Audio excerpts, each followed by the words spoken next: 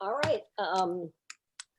Let me call the special commission meeting November 19th, 2020 to order, and I'm going to request that the clerk call roll.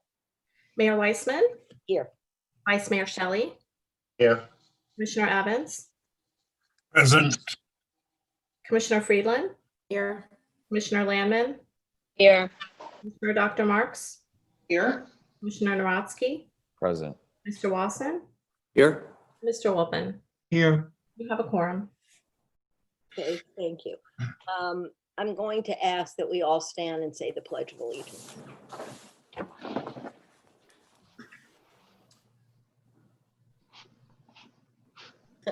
I pledge allegiance to the flag Of the of the United United States of America And and and to the republic Stands For which one it nation, stands, one nation, Nation, under God, God, indivisible, indivisible, with with liberty and and justice justice for for all. all. Thank you. I give all of us a little bit of advice. We never should join a chorus and try and do choral readings. We all have our own speed and pace. This meeting, and I should have memorized it by now, but this meeting and the following workshop shall be held via virtual communications media technology as made necessary by the continued state and local emergency. Because of the continued COVID-19 pandemic and the need to ensure public health, safety, and welfare, this meeting and workshop will be conducted via Zoom.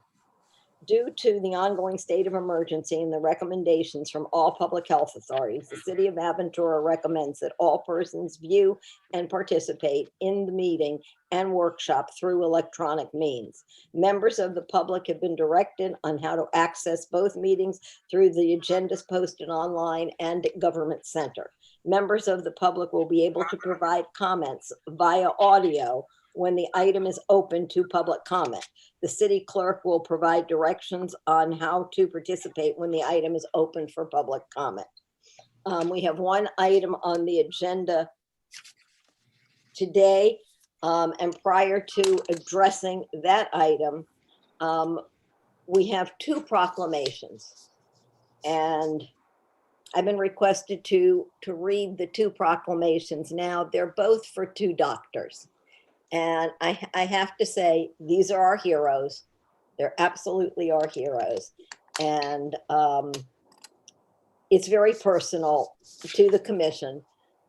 They were Jerry Marx's doctors, and they were absolutely outstanding. So it is my pleasure. Whereas Dr. Neil Furman brings his deep knowledge of medicine and compassionate care to his patients at the Aventura Hospital and Medical Center in Aventura. And whereas Dr. Furman's deep interest in his patients' well-being, in addition to the comfort he brings to his patient and their families during challenging times and serious illness, are to be commended. And whereas Dr. Furman has truly demonstrated his commitment as a doctor by providing medical care for those with infectious diseases, including COVID-19, thereby putting the health of his patients above all else. And whereas the City of Aventura would like to recognize the outstanding contributions of Dr. Neil Furman for providing superior care to his patients, including Aventura residents, and thank him for his ongoing tireless efforts, especially during the current unprecedented times. Now, therefore, be it resolved that I, Enid Wiseman, as mayor and on behalf of the City Commission of the City of Aventura, Florida, do hereby proclaim November 26th, 2020, as Neil Furman Day in the city of Aventura. Just for everybody's edification, the 26th is the date this year that's on Thanksgiving. So it's particularly meaningful that we thank two of our fine doctors who have helped so many people through this crisis on our National Day of Thanksgiving. The second proclamation, whereas Dr. Marvin Wellen brings over 40 years of medical experience to his patients at the Aventura Hospital and Medical Center in Aventura. And whereas Dr. Wellen's sincere compassion for the well-being of his patients is evident in the time he spends to carefully analyze their individual medical needs and concerns, is a true testament of his exceptional character. And whereas Dr. Wellen's unique level of kindness, dedication, and concern for his patients resulting in patient comfort, often during stressful situations, is to be commended. Whereas the city of Aventura would like to recognize the outstanding contributions of Dr. Marvin Wellen for providing superior care to his patients, including Aventura residents, and thank him for his ongoing tireless efforts, especially during the current unprecedented time. Now, therefore, be it resolved that I, Enid Wiseman, as mayor and on behalf of the city commission of the city of Aventura, Florida, do hereby proclaim November 26th, 2020 as Dr. Marvin Wellen Day. Okay, and they're both sharing the day of Thanksgiving, and we're just lucky we're lucky that we have a medical profession that showed up. Okay, the nurses showed up, everyone was there, and we're so happy Jerry's home. Okay, it is a short meeting. We have one ordinance. It is the second reading of the ordinance, so I'm assuming most of the questions were Excuse me, asked. Mayor? Yeah. Excuse me, I believe that the doctors are on this Zoom meeting and may want to say something. Did they let the city I think the clerk? city clerk knows. I see that Dr. Furman is on and also Dr. Wellen. If they would like to speak, if they could raise their hands at this time, or if you just want me to unmute them, that's up to you. Well, I You don't, might, you might have to unmute them. They might not be Yeah. technical on that one. but I don't. They are raising their hands. Hold on one Okay, second. so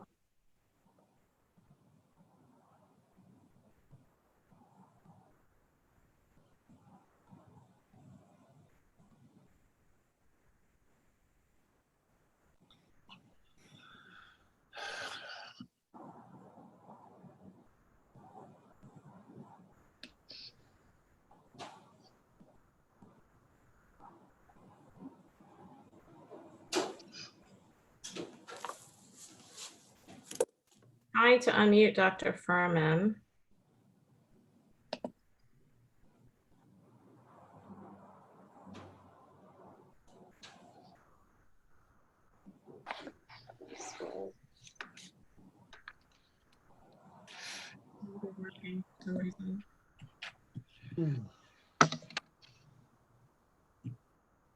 Yes, Dr. Furman, if you're seeing something that's asking you to unmute your microphone, you have to click yes. on Can you that. hear us now? yes, Yes. Hello, okay, great. okay, who would like to go first? Just state your name. Sure. Well, I just want to thank everyone very much for this lovely honor. Thank you to the mayor and all the commissioners and Commissioner Marks especially, for especially all the nurses as well. Actually, I'm in the same office as Dr. Wellen. I'm going to let him use my computer to speak right now. Are you able to see me or hear me? We can hear you. Hear you. Okay, I'm using Dr. Furman's computer. I just want to thank everyone for this honor. It's a fantastic honor. But I also want to thank everyone, all the physicians, the nurses, the ancillary personnel, the maintenance, the dietary. There are so many people involved. I want to thank rescue, the police, the firemen, everyone involved as first responders. It is really a pleasure. And I just want to express my condolences to those people who haven't made it and to the families and any hospital now. Hopefully they will get better. And I will tell you, we have conquered many viruses, many bacterial infections, rickettsial, parasitic, toxins, and we will conquer this. I thank you very much. And on behalf of the commission, we all thank you for your dedicated. Thank you. Okay, now I think I'm ready for ordinance for the second item. It is the ordinance. It is second reading. As I said, I think we talked about it on first reading, but anybody that wants to make a comment will have the opportunity. I'm going to ask the city attorney to please read the ordinance under consideration. Thank you, Mayor. An ordinance of the City of Aventura, Florida, amending Chapter 36 Retirement, Article 2, Police Pension Plan and Trust Fund by amending Section 3631, Compliance with Internal Revenue Code, to provide for compliance with the Secure Act, providing for repeal, providing for severability, providing for inclusion in the code, and providing for an effective date. Can I ask for a motion for approval of the ordinance made by Dr. Linda Marks, seconded by Commissioner Evans? I'm going to ask the city manager to review the item. Thank you, Mayor. On second reading, we're just tidying up a pension change to the police pension plan on an IRS correction that changes the required minimum distribution age from 71 and a half to 72. I'm sorry, 70 and a half to 72 years of age.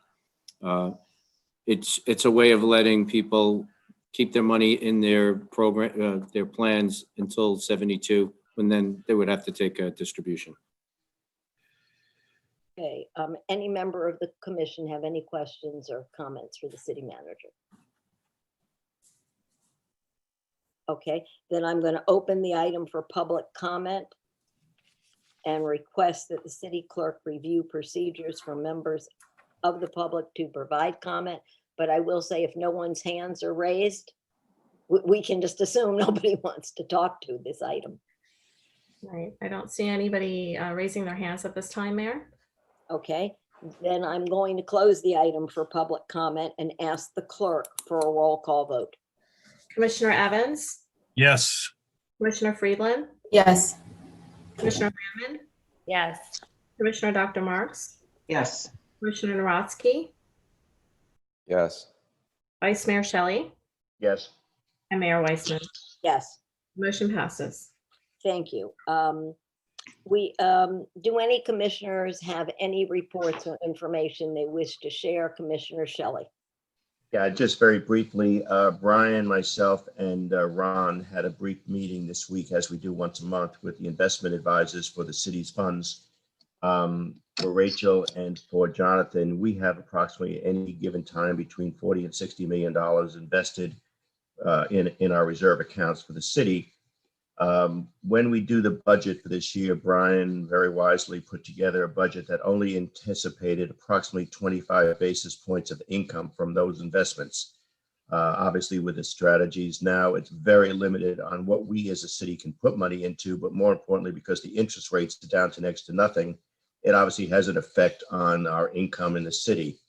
That's why we don't really show that income as a budget item as much as we put it into the budget. But the income, whatever it might be, it's a bonus, let's call it, and it adds to the reserves. However, due to the fact that we were proactive when we started to see the rates going down, our monies are right now earning about 60 to 75 basis points. So what that translates to is we figured at the start of the budget, $125,000 a year in income from our investments. We're probably doing closer to $300,000 to $350,000 from these investments. And based on the anticipation of rates being as they are, we look to see the same for the 21 year. So my hat's off to Brian and Ron and our investment people, because it was a very positive meeting. We do this every month, and we ensure that the investments that we have, such as mortgage-backed securities or this, are all guaranteed by the government. So at this point, everything we have is either A, a AAA, a AA rated. The money is safe, and we are doing about 3 times what we anticipated that we would do for the year. So I just want to thank Brian for that. And we'll give you a report next month. But the reason the money fluctuates, by the way, is because at different times of the year, we use some of these monies for cash flow issues for the city. And obviously the taxes are going to start coming in. So probably by the first quarter next year, those monies go from about 40, 45 up to close to 55 or 60. We are very limited in who invests it, how it's invested. And if anyone would like to get a copy of how it's done, Brian would be more than happy to furnish all the commissioners with the information on that. But it's very well protected. And again, thank you all. And I just want to bring you up to date that we're doing very well considering the financial times that we're going through. Vice Mayor Shelley, thank you very, very much. And thank you very, very much having these meetings every single month. It gives us all a great deal of Our confidence. pleasure. Okay. I am going to ask for a motion to adjourn. Made by Commissioner Narodsky, seconded by Commissioner Landman. Is anyone opposed? Then we are going to close the commission meeting and we're going to move immediately into the City Commission workshop, November 19th, 2020. We have already said the Pledge of Allegiance, so we're not going to have to do that again. But I do believe legally the city clerk must call roll again. Mayor Weissman, Here. Vice Mayor Shelley, Yeah. Commissioner Evans, Present. Commissioner Friedland, Here. Commissioner Landman, Here. Commissioner Dr. Marks, Here. Commissioner Narodsky, Present. Mr. Wasson, Here. and Mr. Wolpen. Here. We have quorum. Thank you so much. The first order of business is the 2021 commission meeting schedule and the 2021 Charter School Governing Board meeting schedule. So I'm going to ask the city manager to review it. Mayor, this is the third time that I'm doing this, that we go over our schedule and we make sure that we need to like move the a most meeting, we important move it. thing. Okay. And definitely with certain holidays, we've got to make sure that we don't miss them. I also added something on this year is a 4 meetings as the governing board of charter schools. Now that we have 2 schools, it's just a way for them to come in and give a briefing or to go over anything that's happening in the school, and a chance for you to bring up things that, that maybe are concerning to you at the time. We always can schedule more meetings than those, than what we have, but just basically to set something up on a quarterly basis. Ron, I'm sorry. Mayor, could I, Vice Mayor Shelley.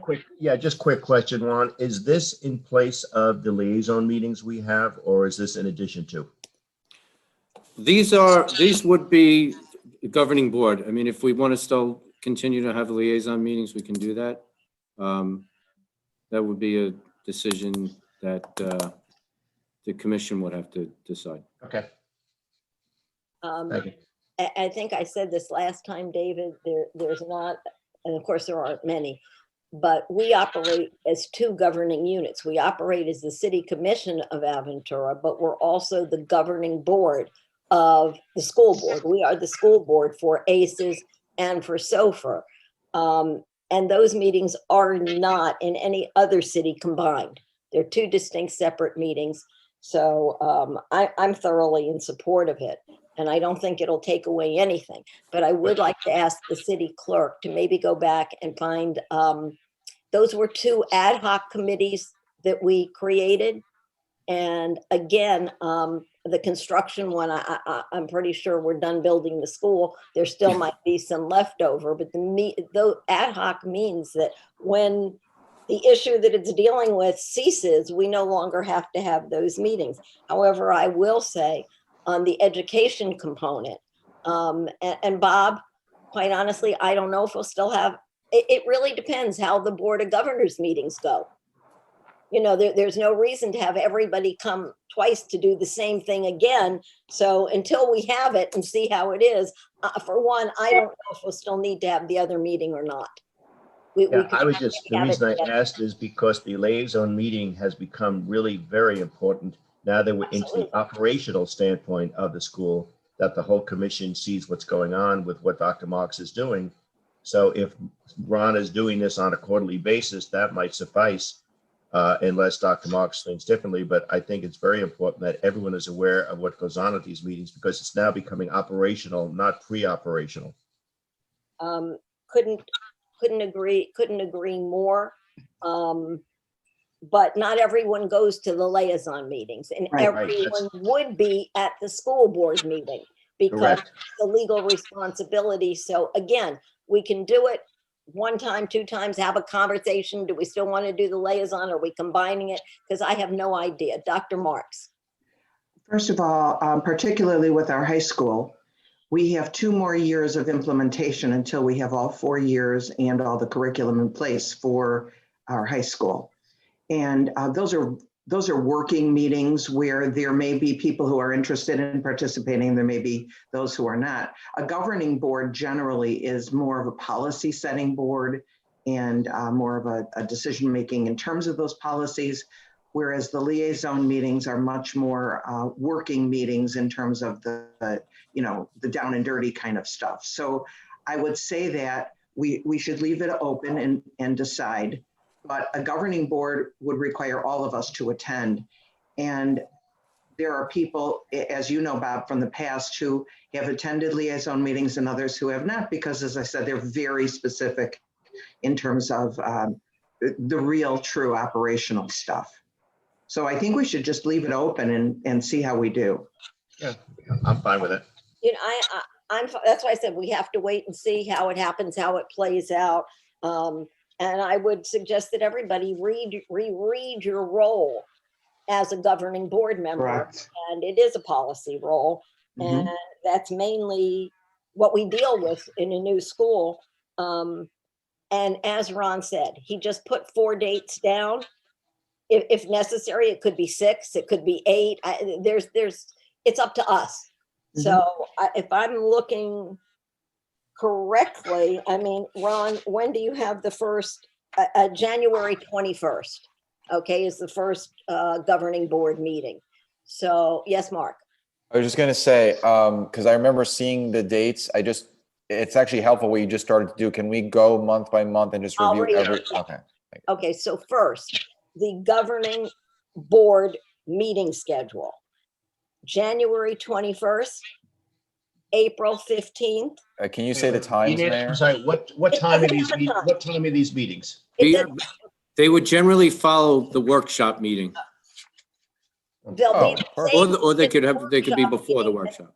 and either before or after. So my guess is 9 a.m. Right. Okay, 9 a.m. Yeah, I like when things are back to back. It's much better. Yeah, It is, because we all, yeah. So January 21st, April 15, July 15, and October 21. Yeah. I will only say I'm a little concerned about the October date because I would like it to be prior to FTE. So if there's any adjustment we have to make about the kind of money that's going to come into the school, and I would only say maybe a week earlier. FTE is done the first 2 weeks of October. So it doesn't leave any time for the state won't take it late. So maybe Ron, you could look at that and get back to us. Okay. Yeah. You wouldn't want to move it back to Either way. September? Maybe that would be fine with me. Okay. And again, maybe everybody, we're looking at these dates. And as we know, we barter dates. So Jonathan and Rachel, things come up. This is a year's schedule and we have never not altered it. Okay, when things come up, we sit together and we alter it. And I know we're meeting in January. Yeah, I think September really would be good. September 23rd. Mayor? Yes. Commissioner Lamb? I looked at the dates prior. I have nothing planned for the following year, but generally, just so everyone knows, we meet the first Tuesday of the month and we meet the third Thursday of the month for the workshop. And obviously, if there's a holiday or anything, we adjust. But I think for the most part, and I always say this, I really try to keep the schedule of that structure because, obviously things come up and emergencies come up, but whenever possible, I try to request that we keep that schedule, especially for someone who works full time and, has like a set structure that I've worked with. So whenever possible, we can keep that schedule. If things come up, obviously we've always adjusted like the mayor said, but typically those are our meeting dates that have been set. I also want to say, and I'm not sure I'm 100% correct, but I believe September 21st is Rosh Hashanah. No? I can tell you in a minute. September 7th. 21st. September 7th. The first Tuesday in September is Rosh Hashanah. It shows it as this, it begins on the 6th at sundown. Yes. So- Right, but the 7th is the day we will all celebrate. Right. So you Using can, September 1st. What September 1st is the day after Labor Day? No, it No. would be The week before. the week Labor before. Day is the 6th. But the September 1st is a Wednesday. Can we go in order starting in Yeah, why don't we January? just go month by month? Yeah, Let's do it month works by better, month. I think. January 21st. Who would like to comment? Good. Okay, let's go to April 15. Wait, why don't we, Mayor, the dates for the governing board match the dates for the workshops? So Yes. if we just do the one with all the dates on it, The regular schedule. yeah, then we would be addressing both at the same time. But they're not the same. Yeah, And they the are. No, well, the dates currently are, but there's other things that impact a school system's schedules that don't really have much to do with just our work as a commission. And so, I mean, it matters not to me. I think you really do. I don't know if you have both pages. Yeah, we do. Well, that's you. I don't know if everybody else has both pages. Okay, because it really, for me, I'm a visual learner. It helps to look at it. So what I am seeing is that the first commission meeting will be January 5th. Okay, the workshop will be January 21st. Either before or after, followed by the board. Wait, I'm sorry, what was that? It's January what? January workshop is January 21st at 9 a.m. Right, and when was the first meeting you said? January 6th or 5th? 5, 6th. 5th. 5. 5. Okay, so it's a Monday, a Tuesday, I'm sorry, yes, okay. Yeah, Right. okay. And in addition, on January 26th, following the workshop, we will have a governing board meeting. Mayor, didn't you just say the workshop was on the 21st, though? Yes, and the governing board meeting is on January 21st. Okay, because then you just said January. All right, just making clear. Okay. Okay. Okay, so one last time, January 5th commission meeting, 6. January 21st, workshop followed by board. Yeah. Okay, at Good. 9 a.m. In Yep. February, meeting is February 2nd, workshop is February 18. Again, the commission meeting is at 6 and the workshop is at 9. Okay, and I'm going to say, I'm looking down at this, so if any of you have a comment, I'm not going to see your hand, so feel free to talk. You know, I can't recognize you and read it. In March 2nd for the commission meeting, March 18th for the workshop. Fine. Okay, and in April 6th for the meeting, April 15th for the workshop. When is Passover? Following the workshop will be the governing board meeting. Does Commissioner, anyone know when Passover is? I'm looking it up. Passover.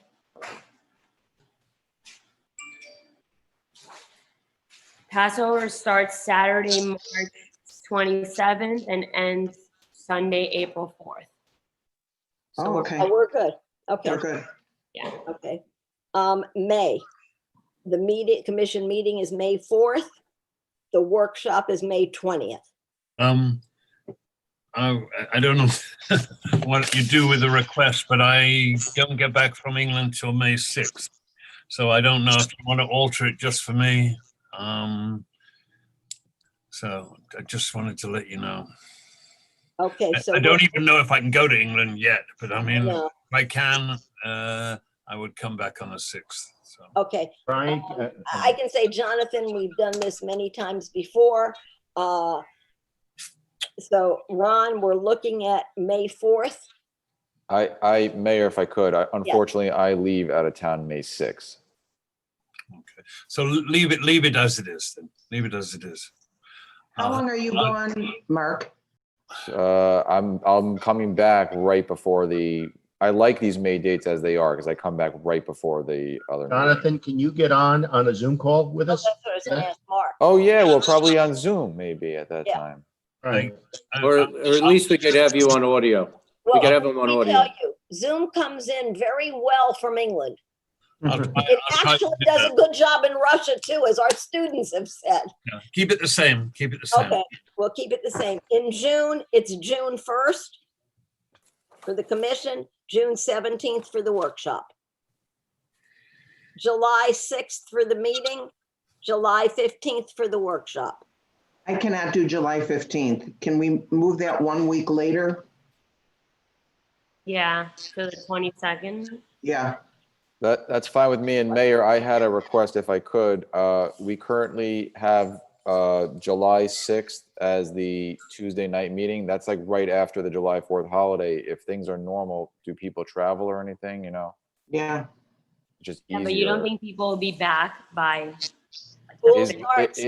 if Monday is the holiday, which I don't know, is it? When do we, because the 4th falls on a Sunday, so do they give the holiday? Monday, You're right, you're Monday right. it's celebrated. So why don't we do it the 13th and the 27th and the 22nd? I'm on board for that if that's possible. I'm Wait, fine. no, it's actually I'm good. the I'm good. 13th and the 22nd. Of July. Yeah, July 13 and July 22nd. Okay, Oh, wait, that might be, hold on. I think that's gonna be the same problem. Yeah, I can't do the 13th, but I could, Why don't we do the 7th, then Wednesday the 7th instead of July 8th? Thursday, July 8th, July 8th? Fine, I guess. or the 7th, either one is fine. You really think the 6th is a problem? I mean, I'm requesting it because I normally go away if things are Oh, normal. I'm sorry, Mark. I didn't But realize. but again, it's not a backbreaker for me. So, you know, I try to put one out there that I could change, but if we need to, it's not a big deal. I'll make it. No, we can work around it. Are we doing the 6th or the 7th? Well, we, which date can everyone attend? Can 7. everyone come the 7th? Okay, Okay, let's make it the 7th. And that is for July. Thank you. Is the workshop the 22nd still? Or did you 22nd. change that? I haven't, the only 22nd. thing I changed was the 6th to the 7th. And on July 15th, are we going to keep the 15th or move it? 22nd. 22nd.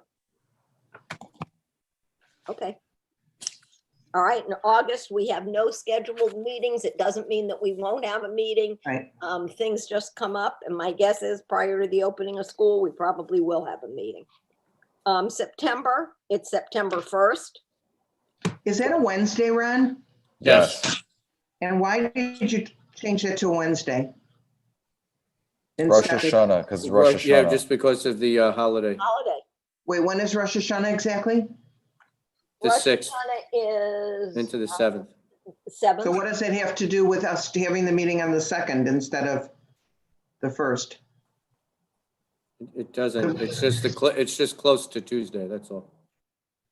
Is it possible to change it to Thursday, the 2nd? Works for me. Yeah, we Yeah, can do it. What is it? Give me the date again. Thursday, September 2nd instead of Wednesday, September 1st, And Rosh Hashanah, we said starts when? the 7th, Oh, the 6th to the 7th. okay, so it doesn't matter. Okay. And when is Labor Day? The following Monday. It's Labor 6th. Day is the 6th. So we're going to change the September meeting to September 2nd. And the workshop will stay at September 23rd.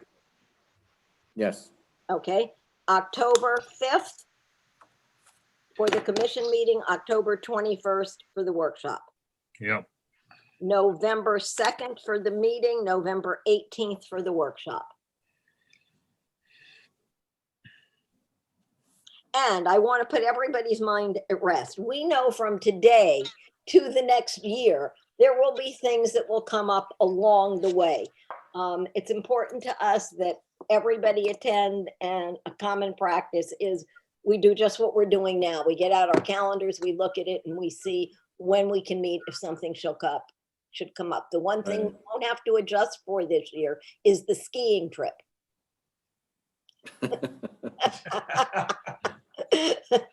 Mayor, I'll also throw in, sometimes we have to adjust a little bit for the budget schedule when later in the year, so it doesn't conflict with Miami-Dade County School Board. Yeah, right. Okay, I think we're done with item 2. The next item is the appointment of members of the Donsofer High School Foundation. And that goes to the city manager. Thank you, Mayor. We have four members that are to be reappointed: Cindy Orlinsky, Dr. Andrea Beck, Brett Storch, and Gamal Bentes. They would be reappointed since we don't meet in December, I'm just doing this ahead of time. They'll be firmly reappointed in January. Just because I don't really remember, Ron, was the appointment was a 1-year term, right? Did we have any language in there how often they can stay in that position? I think they can stay as long as at the pleasure of the commission. Right. I'm good with it. They can keep being reappointed by the commission. Okay, I know when I look at it, we've got the names that you provided us, but every commissioner was allowed to propose a name to be on this foundation board. Some of the people have left, some of the people have resigned. Anyway, we're a few people short. I know that I have a recommendation, but I don't know who else. Okay. We have 3 openings, so anybody who would like to. Well, it's whoever, we Yeah. know who's on it. So if one of your appointees is on, if your appointee's on it, okay, you put someone there. If the person you put is no longer showing, and Ron did give it to us in the backup, who the people were, then I think you know who you are if your appointee is not there.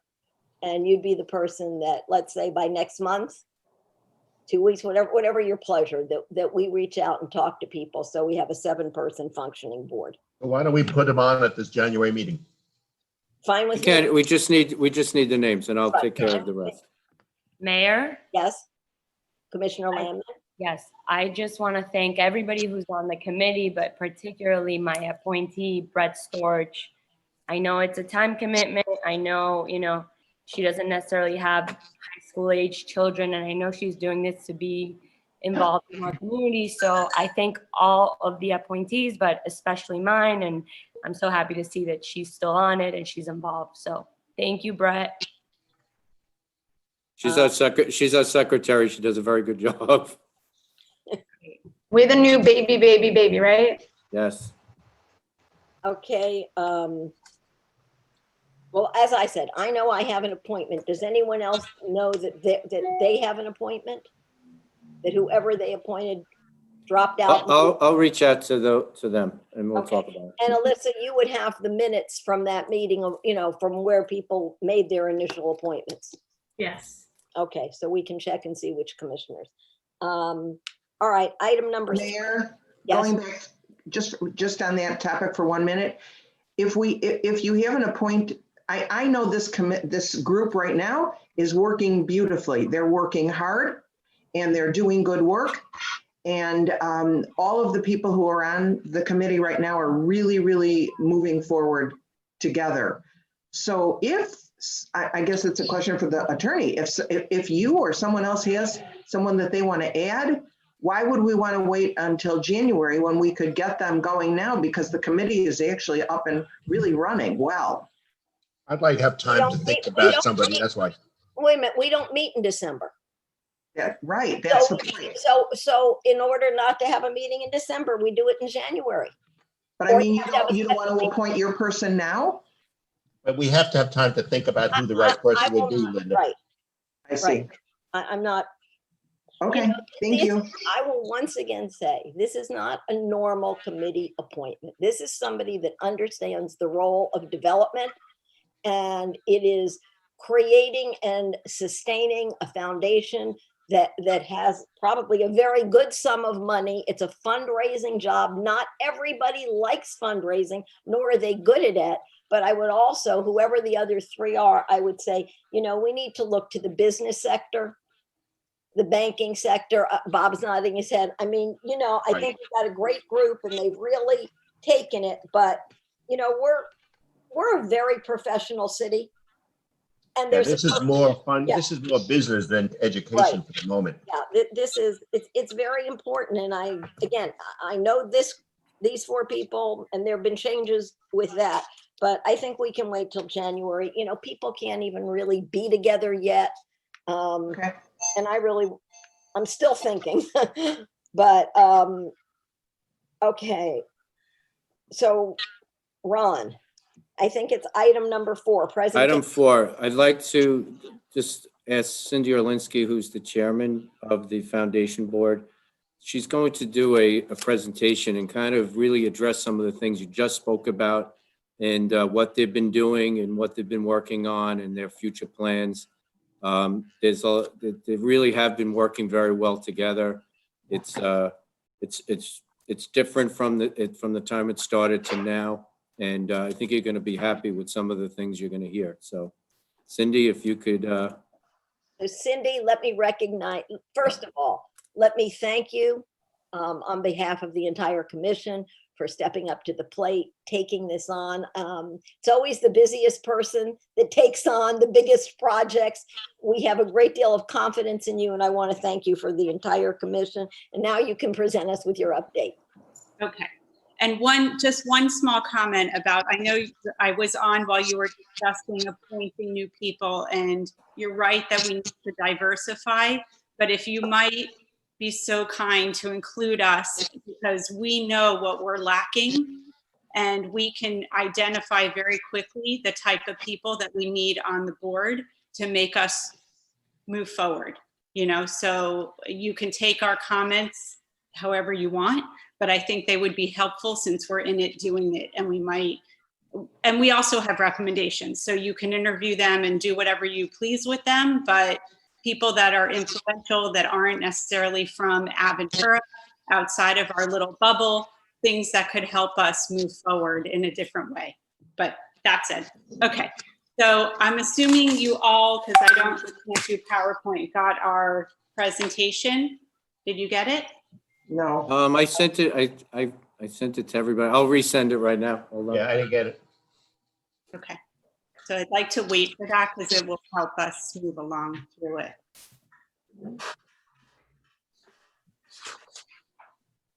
Ron, you sent it yesterday, right? Via email? I'm seeing it now. Yeah, I'm just resending it. No subject. It should hit in a second. Well, Hey, I apologize in advance if my dogs bark. I'm doing this from home. So it's a big possibility. Yeah, I just got it.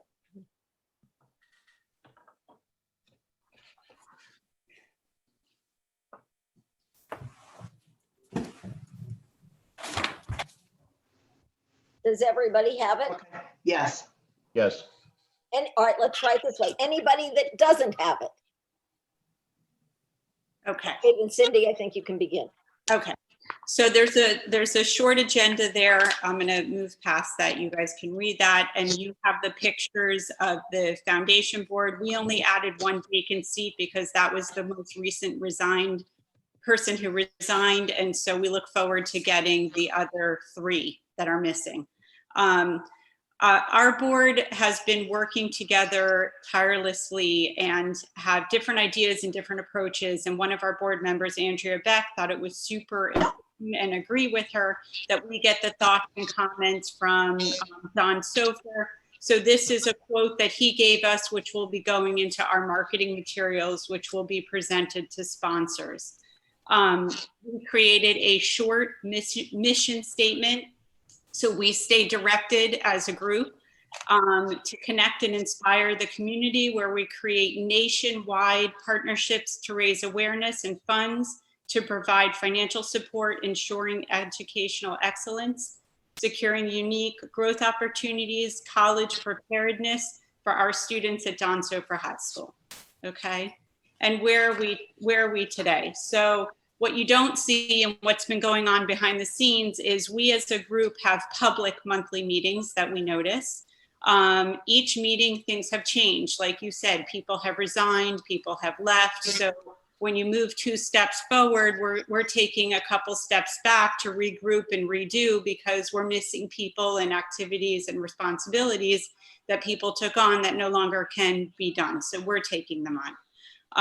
With that, that created our weekly meetings that we were having for a while, whether it be by Zoom or some of them we were able to do in person depending on the COVID rules.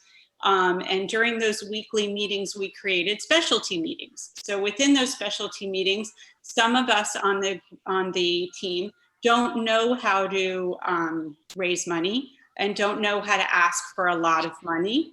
And some didn't understand the campaigning and how to communicate your campaign to the public. So these are meetings that we had that I just wanted you to know that we created a flow, we created an outline, and we created talking points. So all of us are on the same page. All of us know how to get to who we want to speak to and how we're going to ask for money, because that is our end game, right? During our meetings, we talked about strategies and how we're going to get to these people, who we're going to ask. We've divided and conquered our path, and we've met with vendors in order to get us to where we need to be as far as printing vendors, website building vendors, whatever that meant to build the foundation of our foundation. And we continue to meet with donors, and you'll see later where that's brought us. So branding has been a huge focus of ours. We feel like the community doesn't know Donsofer High School, doesn't know us, obviously, because we're new. And we needed to create a connection, camaraderie, and awareness. And so by branding, which thankfully to Jamal Bentes, who is now on our team, she has created for us branding guidelines, a logo, a website, and much more of our cohesiveness with the school's look and our look. So when we go out there, we are one, but yet we are separate. Okay, so something that she's done, just so you know, you could put a price tag on it for $25,000, $30,000 minimum. She's done for free for the foundation, and will continue to do all of the development of what we need as she sits on the board. Okay.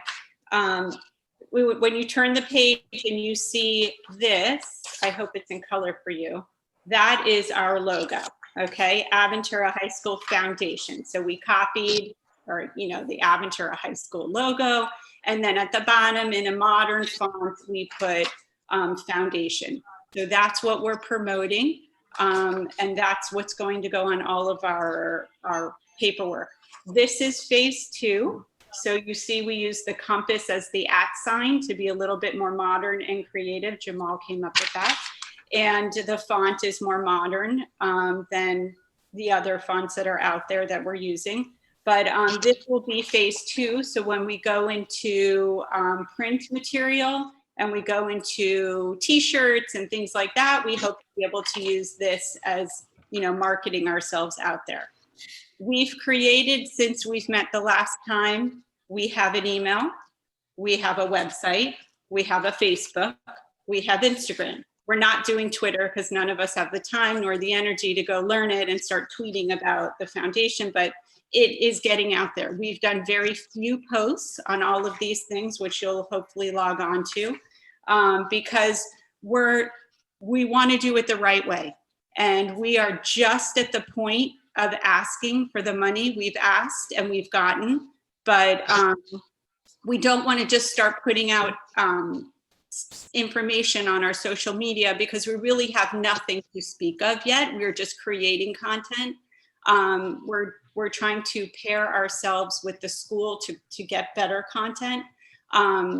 So that leads me to a school monthly newsletter that we have done. So we, meaning Jamal and I, and we've met with the school and we've created a monthly newsletter. Why did we do that? Because there is no connectivity right now between the parents and the students, the school, and certainly the foundation. So we are trying to, through the background, build some better communications between the school and our community, our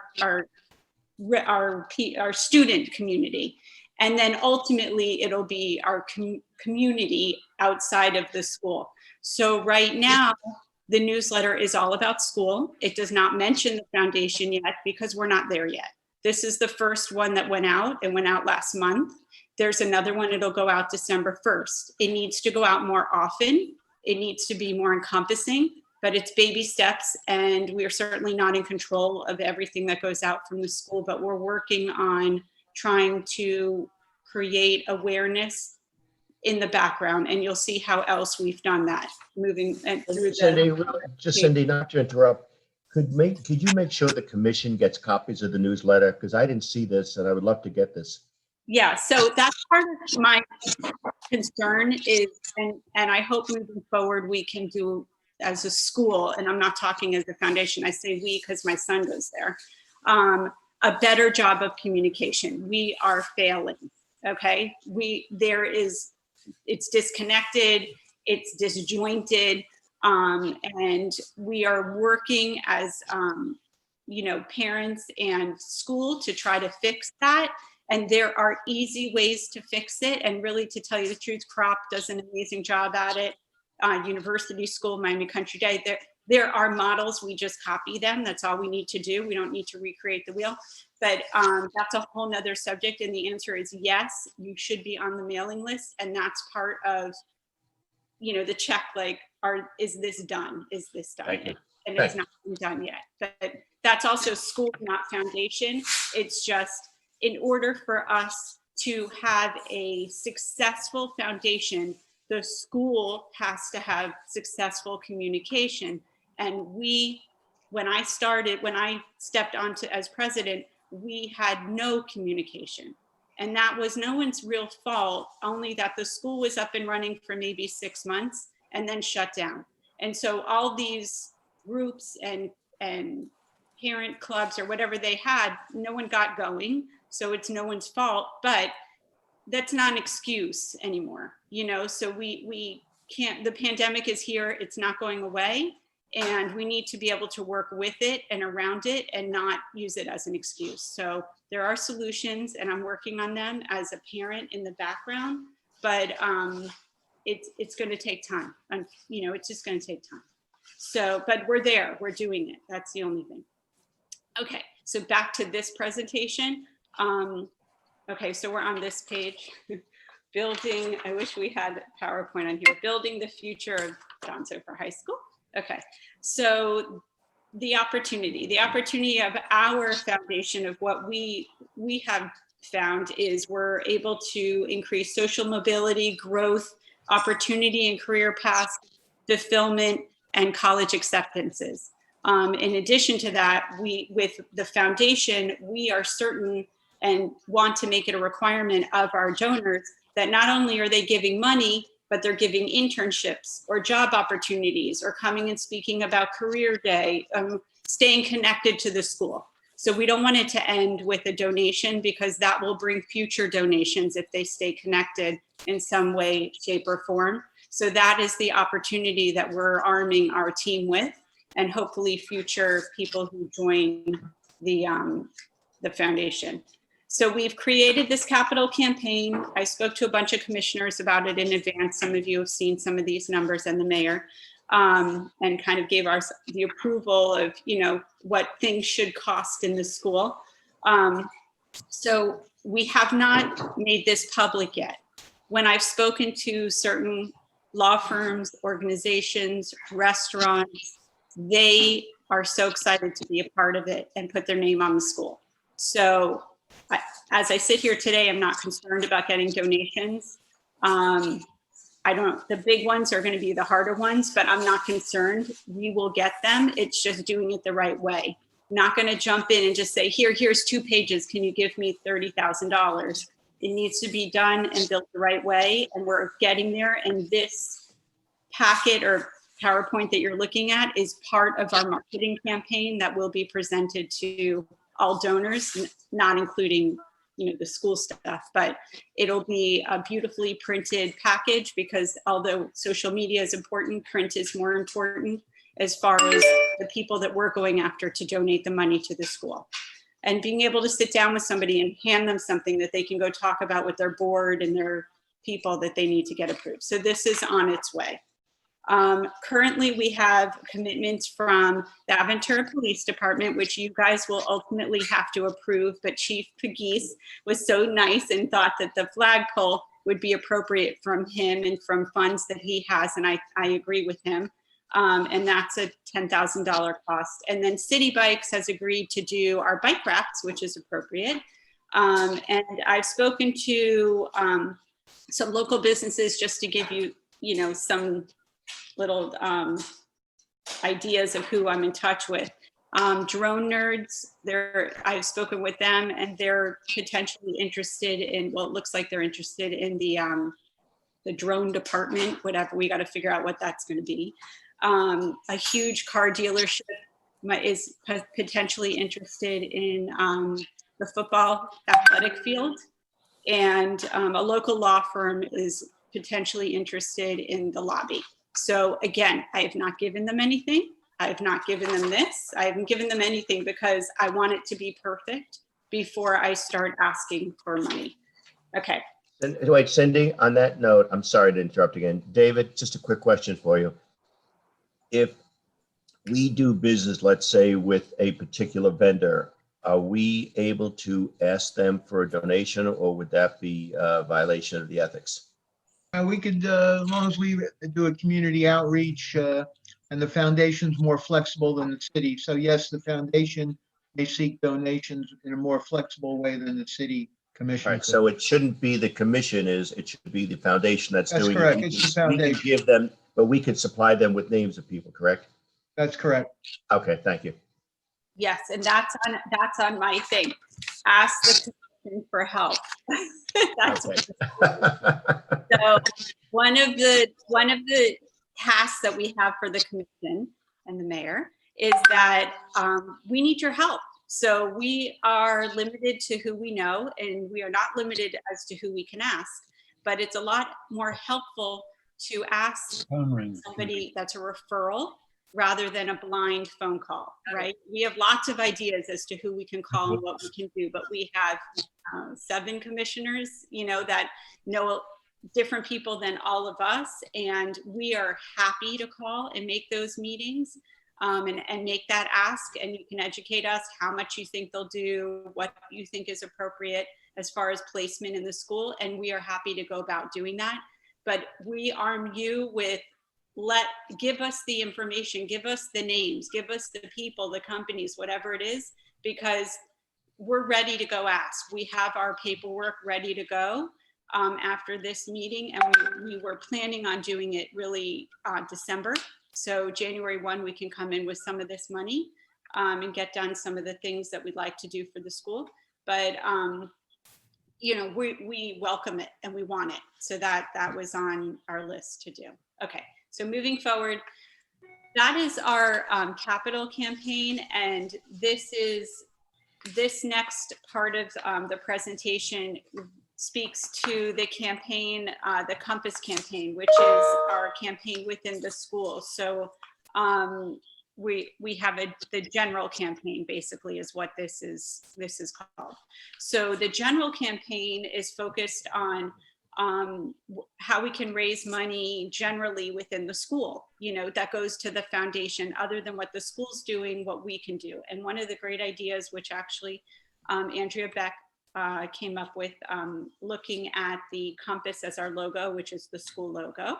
How can we use that for something? So every school around town has a campaign that grows over the years. So you can donate a part of your piece, or you can donate certain plaques over the years. So this is ours. Okay, this is what we're going to do. It's going to be called the Compass Campaign. The reason Dr. Seuss's quote is here, because it's all about the places you will go, which with our compass, at the end of your compass dial, you'll be getting your north piece, and I'll explain it to you in a moment. And that is signifying traveling north, traveling away, going to college, and doing your things, and the places you will go. So we went through many models of compasses. We had this one we got this one, we got this one, all different materials, all different stuff. We ended up with this, okay? And you should have it in color. This is gonna be round, not square. It's going to be, it's gonna be metal.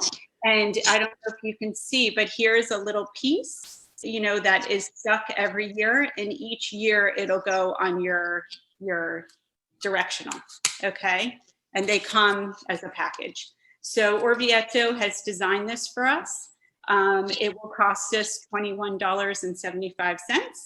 And our plan is the first year, which now we have to go to freshman and sophomore, and the sophomores will owe us $200 and the freshmen will be $100.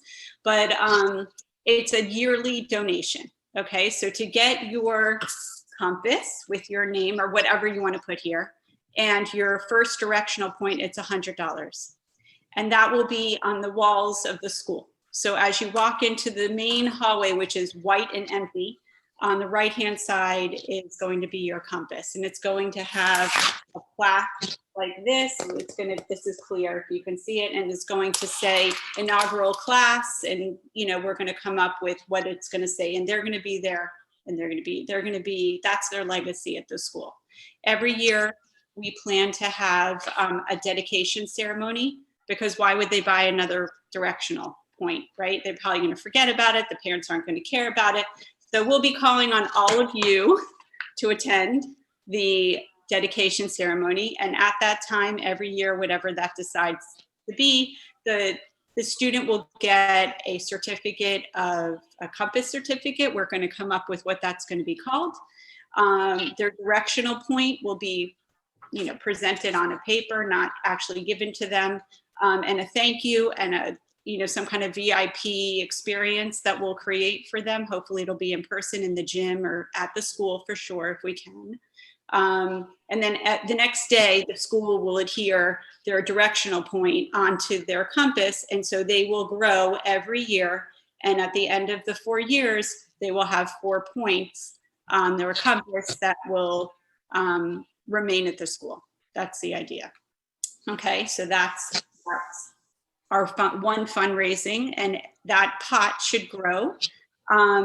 It's a nice profit margin, obviously. After the first year, it's $22, call it, and we're charging $100. But every year thereafter, you should be netting about $300 and let's call it $50 per kid over the 4 years that they're there, and it's something that can stay in place forever. Hopefully, we get a big participation. The students do not know about it yet. What we're going to do as a timing wise, because we just got this, and we literally a week ago, after all the design changes and everything, we just showed it to Mr. McKnight. Everyone's, okay. We are going to try to launch it in January. So that way it's going to be a big, right after Christmas. So people aren't feeling, they just got over the holidays and money and everything else. We want to try to do it at a time where people are feeling that they can give, but yet not at a time where it's stressful that they've already given to all of their family and friends and whatever. We're trying to strategically do it, but not wait too much longer. We wait longer, we're into the summer, and we're not going to get anything done. Okay, so that's our general campaign that we've come up with so far. We want to launch that before we go into phase 2 of the general campaign of what we can do for the school. Other initiatives that we're doing are Giving Tuesday and Give Miami Day.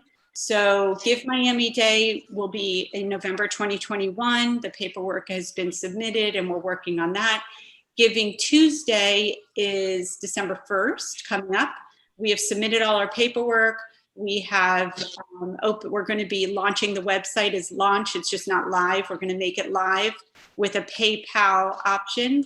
So PayPal Give, I think it's called. And that way it's on you as the foundation to promote it. It's not, Giving Tuesday doesn't mean they're promoting us. We're just lucky to be a part of it. So now we're going to be a part of it and we're going to promote it as best we can, knowing that we're a little bit short on time, but we are a part of it. And next year, when we're a part of it again, we'll have more traction, but we are going to work on it and promote it and do the best we can to try to get some funds in from Giving Tuesday. And next year will be Give Miami Day as well. 1 minute, Cindy. On Give Miami Day, there's always a match. There's The a Miami Foundation matches it, and an Aventura resident was just recently promoted to CEO of Miami Day, and she'll be very agreeable to work with you. She was on our last charter review commission, but some places will get a 2 times match. Some people will get a 3 times match. So it is a good day to do your giving. Yeah, we missed that deadline because we're in the midst of, doing everything else, but we would love to meet with her. So we can be ready for the next, and so we can understand what that match should be, especially our first year out, how we can, what we can afford to do, if we're matching it, or maybe someone else match it, like a company match it? Well, again, I'm not sure how they funnel all of this, but they have very large donors, whether it's like the Dolphins or Lennar Corporation or Weiss Serota. I mean, they've got big corporate sponsors. And then every other entity that is giving, they're matching from their money. So if you got 5,000, New World School of the Arts got like 10,000, but it was doubled match, so it turned to 30. Mayor, And then Commissioner Landman. it's Give Miami Day is actually today for this year. And I believe the way that they're doing it now is that there are certain hours for the match. So when you donate, because otherwise it was getting very difficult to match everything. So I think now they do if you donate from this hour to this hour, we'll match the donation or that type of thing. It's a great event. But obviously, like you said, Cindy, it's, it'll be for next year. So we'll be super ready for that. And we have the opportunity for Giving Tuesday. So we can obviously help get the word out for that. Right. And we'll be better prepared, so, and especially if that person is local, and Mayor Weissman, them. I will, yes. She lives right on the waterways. I will give her your number and give you her number today. Perfect. So also on Giving Tuesday, the PayPal method that we're using, they match. So that'll be helpful for us, as we move. That's why we chose them. Okay. So the other fundraising initiative, which has been a mystery, and I'm sure all of you know this. So at college, when you go to college, you get a card. And that card is your ID. You can charge things on it. You can go shopping on it. You can pay your tuition on it. You can do whatever you want. It's a card that is functioning not only as your ID, but also funds at the school. So I wanted to do that for Donsofer. Not only for Donsofer kids and to get them payment faster and to get them more money, because people just don't pay because the kids forget or the parents aren't sending it in or whatever. They can just swipe their card and the money is there. The parents fund it up to whatever dollar they want. And as you get lower, you can add more funds. Okay, so when I've called several universities and University School and Miami Country Day, they all use it. Okay, but it is a mystery. It is, I'm telling you, a mystery. We looked into it. Raquel, who was on the board, she looked into it. And finally, we found Wells Fargo. Okay, so the idea is this, and I'm sure other banks do it, but it's not a published thing. My daughter went to Frenchwood's camp. They did a huge, it's a theater camp. And at the end of the time, you put money onto her account. And at the end of the time, you don't get your money back. You're told in advance. If there's $50 left, it goes to their foundation. So that foundation gives you a write-off letter. Okay, at the end it's generated, but the money stay on campus. They stay with camp. And I thought that would be wonderful for us. The parents don't have to put any certain dollar amount on. They can put $2 on. But when they put extra dollars at the end of the year, as long as they're noticed properly and everyone knows what's going on, those monies go automatically to the foundation. So for example, for me, for my son who's at Donsofer, we have school bucks, which is very limited, kind of antiquated, doesn't function properly half the time. I put, let's say, $100 on there. he goes through lunch and he goes through this, and I get notices that it's low. I put another $100 on it. By the time he ends school, he's probably going to have extra money on there that rolls over. That money should just go to the foundation. And the parents don't have to put a lot, right? So they don't, it's not like you're stuck. It's not like you put money and you said, I didn't know. These are things that are going to be communicated and ultimately a write-off for the family. So that's the idea. And also to help facilitate spirit shirt purchases and game ticket purchases. They can do game of, they can swipe and go right in if they didn't bring $2. Things like that we think would be working together with the school and helping both sides. So that we're working on, and we're meeting with Wells Fargo. And then once we meet with them and we understand how this program works and how it can be integrated with the systems we have in place at school, that it doesn't interfere with anything, then we'd like to implement that. But that's a project. We're working on it. So side projects that we have, what happened is when I started the meeting out, is there's a disconnect between the parents and the school, and the kids and the school. And part of it is pandemic, and part of it is school, communications and connectivity to the kids. So we as a foundation, and two out of the 4 of us have kids there, wanted to do more, wanted to make that connectivity. So those parents, and some of those parents will be our big donors, we don't know, they need to feel connected to the school. They need to feel that there is some reason that they want to give money, whatever that is, right? So what did we do? We decided we're going to have a spirit day. Okay. And they don't have this. They don't have certain things that they should have. And it's not anyone's fault. It's just, there's no time. They're understaffed as far as these kind of social things.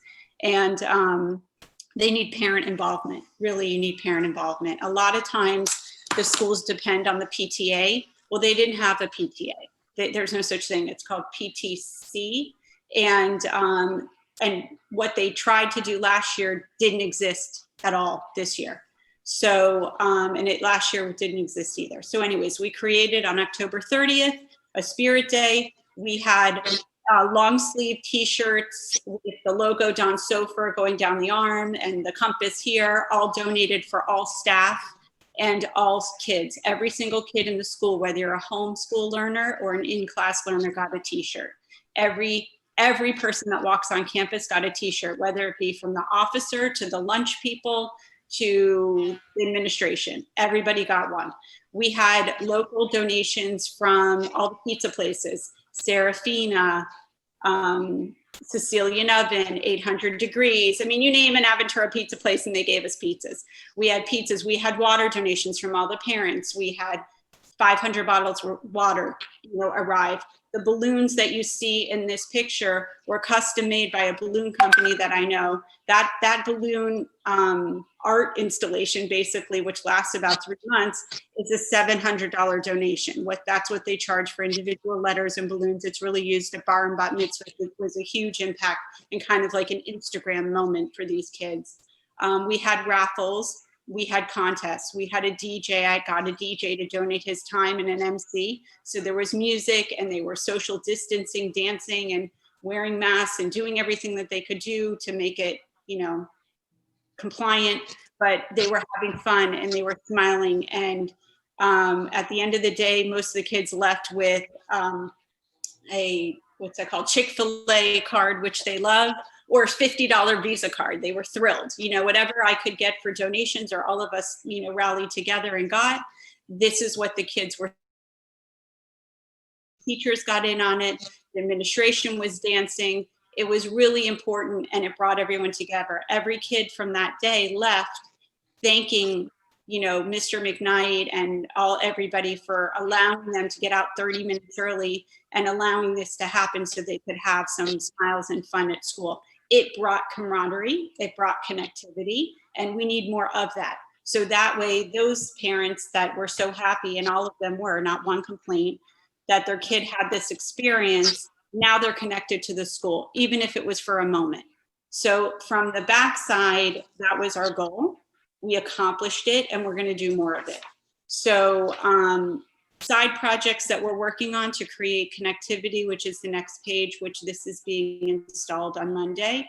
These are the names of, the slogan of the school. And this has nothing to do with the foundation. This is money that I got donated for the t-shirts, well, from the foundation, but it went directly to the school. We had extra money because I whittled her down on the price.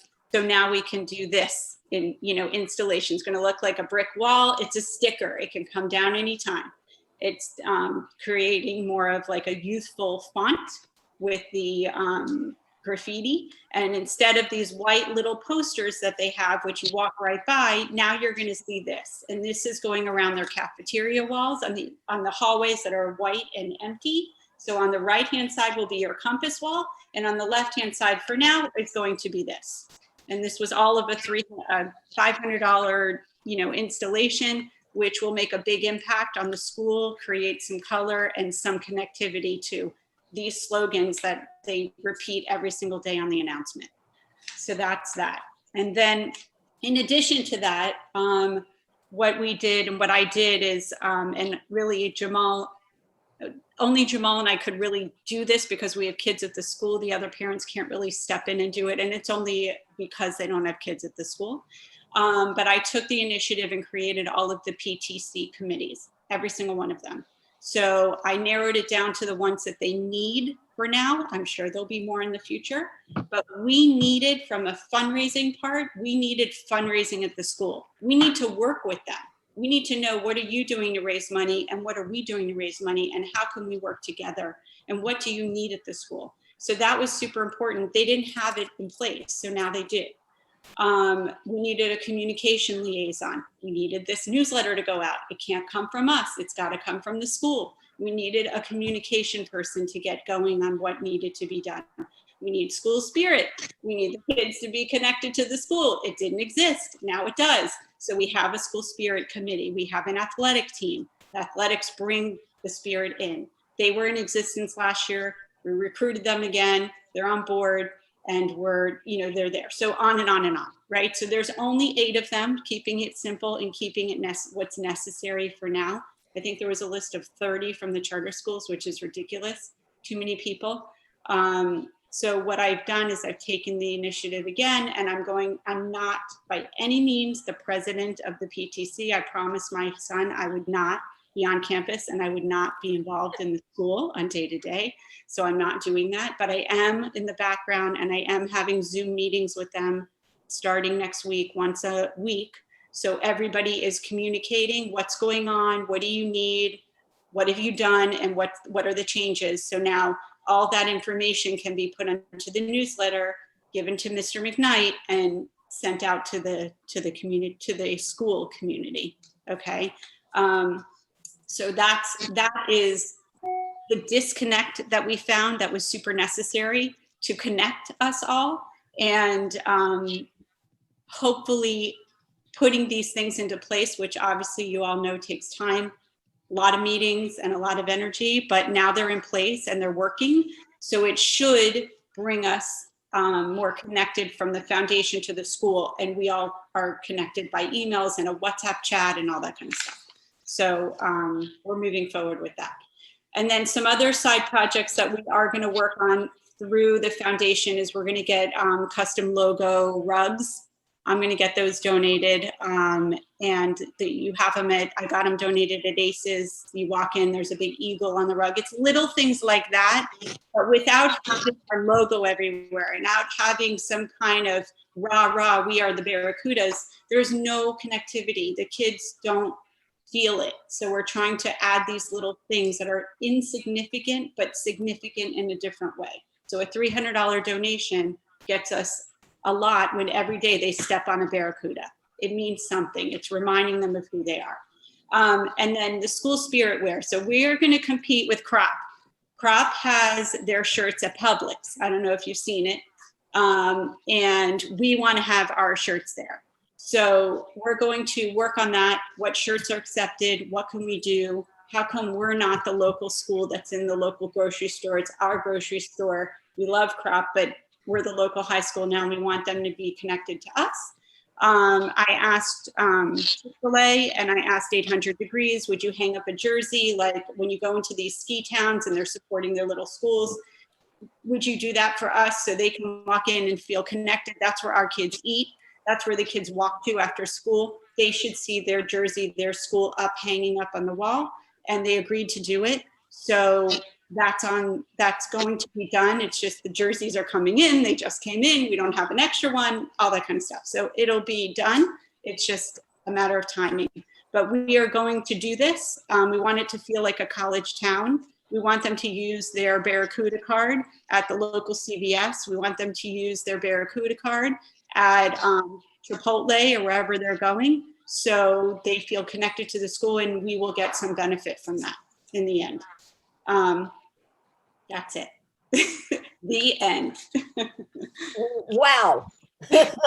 Okay, double wow, triple wow. Now, you never cease to amaze me with the thoroughness that you embrace a project and touching all bases. Cindy, just an outrageous job. Overall, I would like to ask you, what can, specifically, and you certainly don't have to give the answer now, but specifically, what can the commission do to assist you in these endeavors? Okay, I mean, I have a quick answer. You can think about it. You can come back to us. Two important things, and I think maybe Commissioner Marks might be, because she's working directly with the school, can help us tremendously with that, with one of my comments. But the first thing, I would arm all of you to please give us recommendations as to who we can go ask money from. That's the bottom line. We need to build our pot.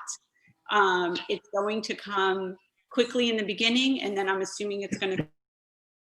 We want to have names from you. I armed each of our members, and there's only 4 of us, to come up with 4 names. So 4 names, anyone. It could be a family, it could be a company, it could be anything that you think of that is willing to listen to us and potentially give a donation.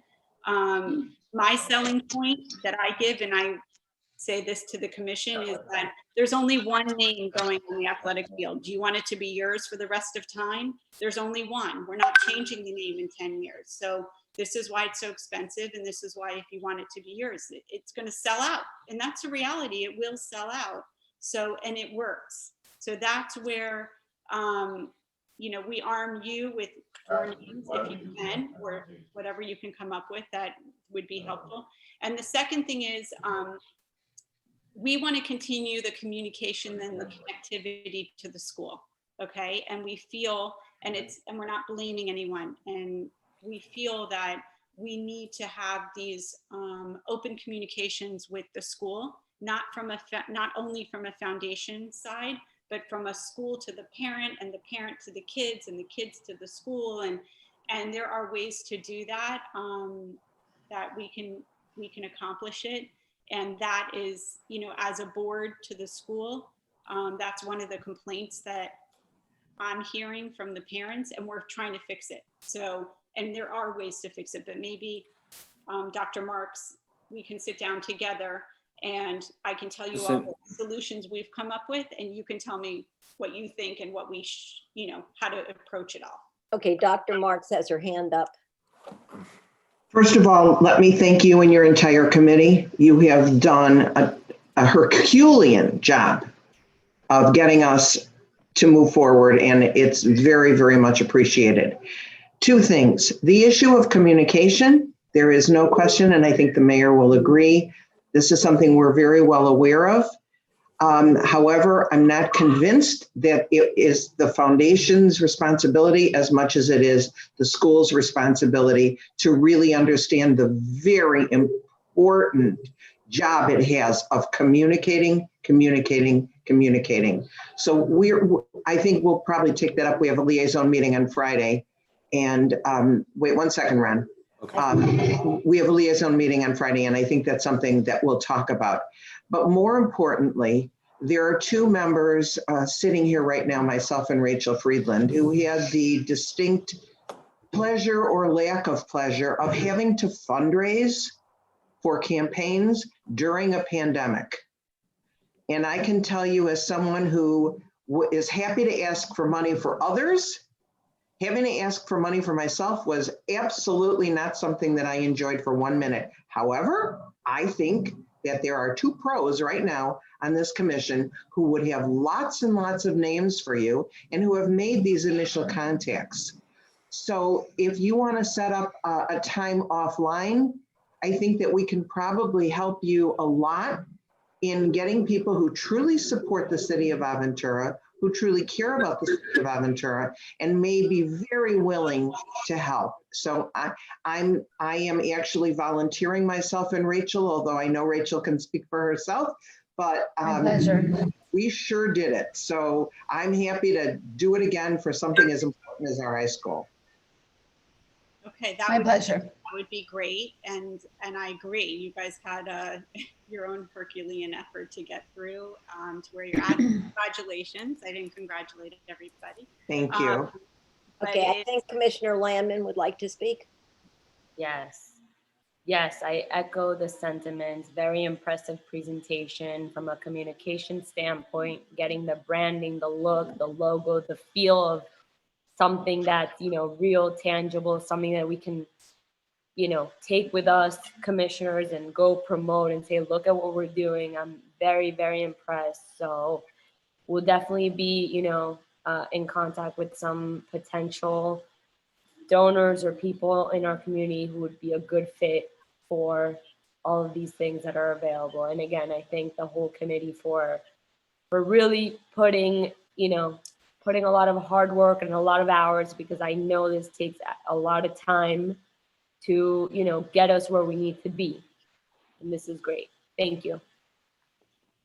I just want to say something. I was honored to be, Ron has something to say. No, Ron was waiting. Go ahead. Please No, raise go your ahead. hand and be recognized. Follow Robert. No, I'll finish. I'll be the end. Okay, but I still need to see a hand or I can't recognize. Commissioner Friedland. I want to say thank you so much to the foundation board. I'm very impressed with what you all have done. I was honored to be on the foundation board when we started, and unfortunately I had to resign because I was running for commission here.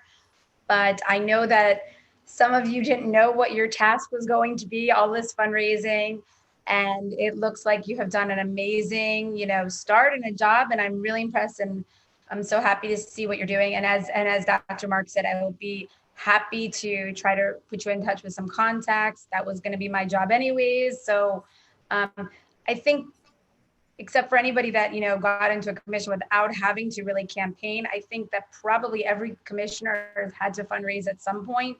So we all probably know somebody we can reach out to, and we should, do our best. I don't know if this is an appropriate time to give a suggestion. There were two that came to mind while we were on the call. I don't want to say if it's not an appropriate time. You have the floor. You have the floor. You can address anything you like. Oh, thank you, Mayor.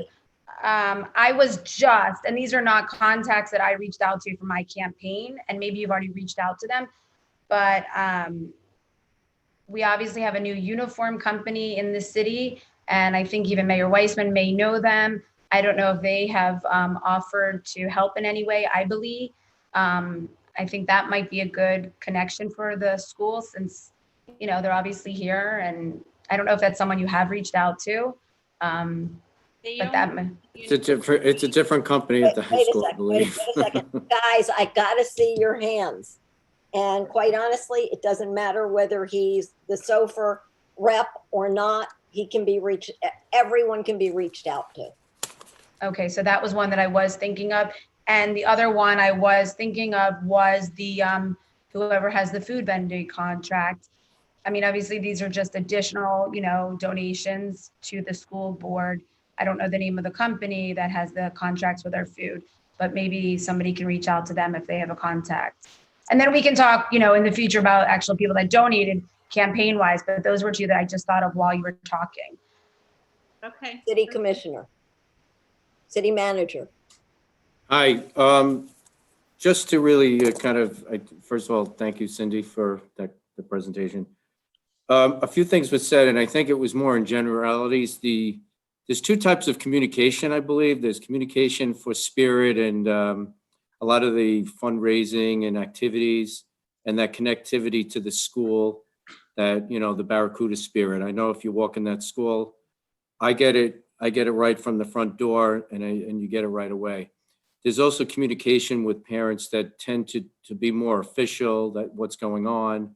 And I know David has a lot of communication with that. And, you know, I see it just by a lot of the comments I get back from parents. If they'll always say that they really, and I'm going to say it, they love David, our principal. So I kind of felt I didn't want it to seem like there's no communication at the school. I just feel like it kind of falls into two sides. And I just wanted to be fair in that before we move away from this. It's like we're moving in a new direction. I mean, if from the very beginning to where it is now, it is light years away, and you can thank the board and Cindy for bringing it here. And, you know, definitely it's in the right direction from where I'm sitting. But I just wanted to kind of make that a little bit clear. Commissioner Shelley, then I'll let Cindy Orlinski speak. Vice Mayor Shelley. You're muted. Bob, you're muted. I think, as David said, because of the ethics issue, I think what we should do is all of us have names, send them to Cindy, I assume, and then you'll coordinate them. So we are not the people asking for funds. Is that correct, David? It should come from okay. So I just want to make sure with all the people that we have, and, you know, we all have names, and I think it'd be fantastic. We should all submit the names to Cindy and then let them do the ask. We can give them input as to the people. But as David said, it shouldn't be us doing the ask for the ethics violation possibility, correct? That's a good practice. Thank you. Okay. And Cindy, thank you. You are amazing. Absolutely amazing. Thank you. Okay, Cindy. So I agree with Ron. I don't want you to get an idea that there's no communication. We get a lot of emails from Mr. McKnight, and everybody loves him. It's the way it's a lot of, it's only one source of communication. It's only one source of connecting. And sometimes it's too much coming from one person, but we do get communication. It's just needs to be broader and maybe more often. But David McKnight does a good job at trying to get us the information with what he can, you know, like he's one guy. And I do think, this is my opinion, I think the school needs more people, you know, and I know where it's a budget thing and you know, and I get it, but he's also doing wearing a lot of hats and doing a lot of different tasks that are on his plate. And with the communication, he does send us communication, a lot of it, but some of it gets lost in communication because it's not coming from a parent, or it's not coming from the athletic director. It's not, you know, so it's just a method, and there are ways to make it better, but he does a good job at getting us the information. It's just the amount that we're receiving, or the at the pace that we're receiving, whether it be a lot or a little, or, you know, it's varies, but he is great at what he does. Everybody loves Mr. McKnight. So you should be confident with that. Everyone's super happy with his ability at the school in general. He's doing a good, in my opinion, doing a good job. Okay. Well, again, I see nobody wanting to talk. Again, I'm going to speak for everybody. Cindy, the preparation and the attention to detail is what I've come to expect from you, but you absolutely outdid yourself. Absolutely outdid yourself on this.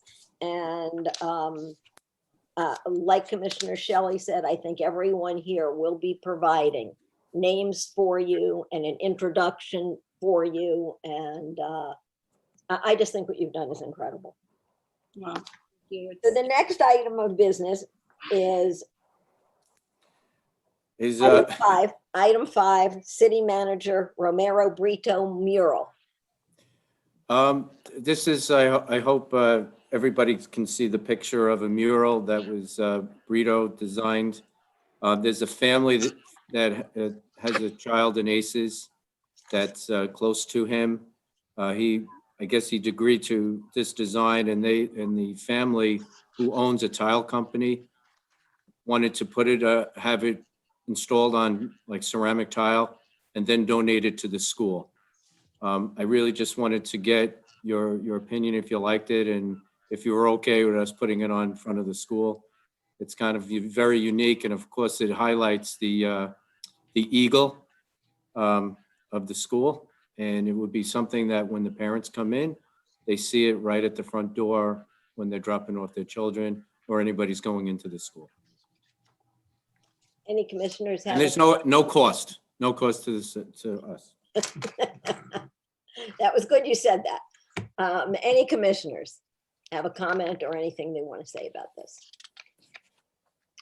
Okay, then I take it that everybody is approving of this, Ron. Thank you. I appreciate it. I know Principal Takala will be happy. Yep. Um, The next item is item 6, discussion of the city's legislative programs and priorities for upcoming session. And it can't happen soon enough.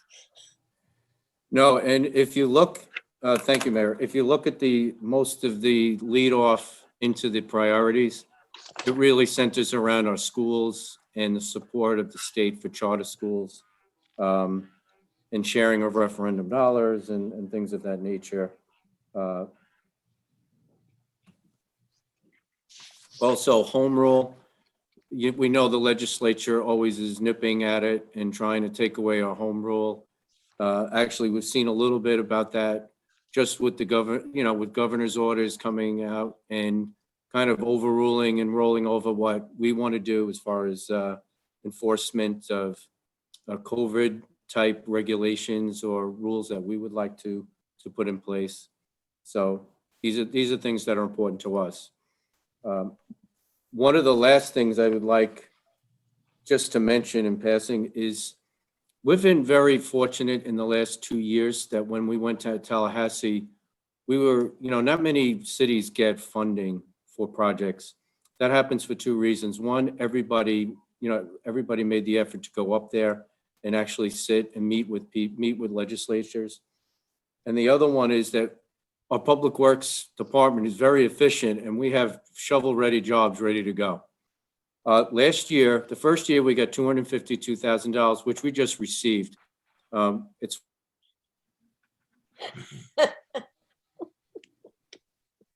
these, you put the money out and then you get reimbursed the work for $250,000.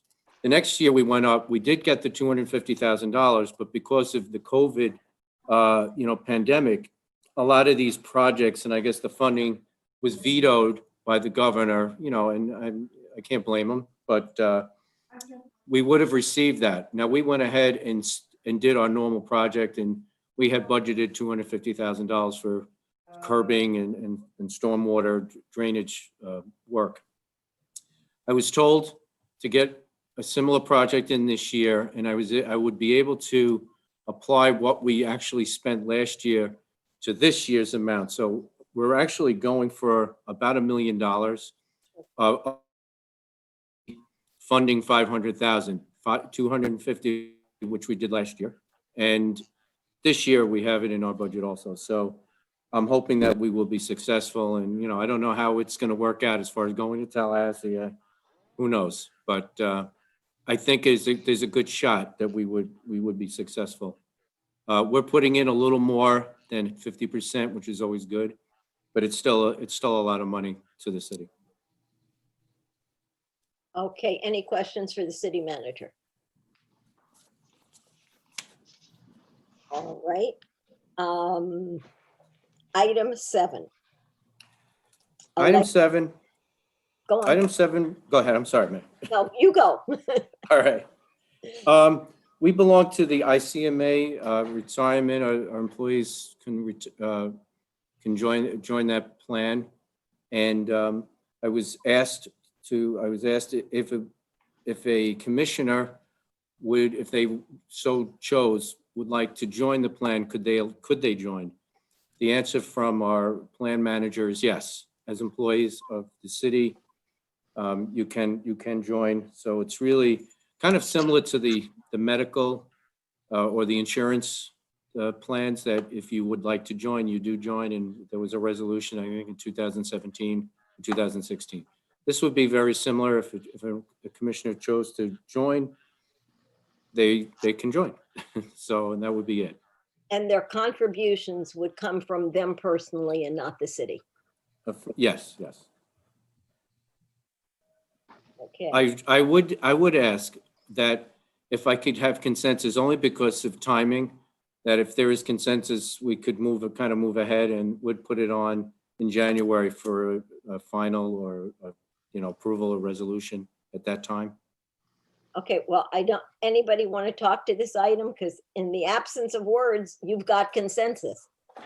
No one's saying it. So Ron, you have the consensus you asked for. Okay, thank you. Okay. Mayor, I'm sorry, can I ask something about Yes, this? certainly. Once this is approved, can Ron, either you or Gladys Carcoma or whoever it is, just reach out and explain what this would mean for us in a dollars and cents scenario, just so if we wanted to join, we knew what it looked like? Sure, it would be on the commissioner to join, put money in, and any contributions would come from, it could come from your salary check or whatever you want to put it. There are limited, there are set amounts you can do, like any plan there's an amount you can go up to. And I'll reach out to you and let what those amounts are. Thank you. I would ask that you reach out to all the commissioners. It might be a good idea, it might not. We need to know what this retirement plan is. And of course, there's no match.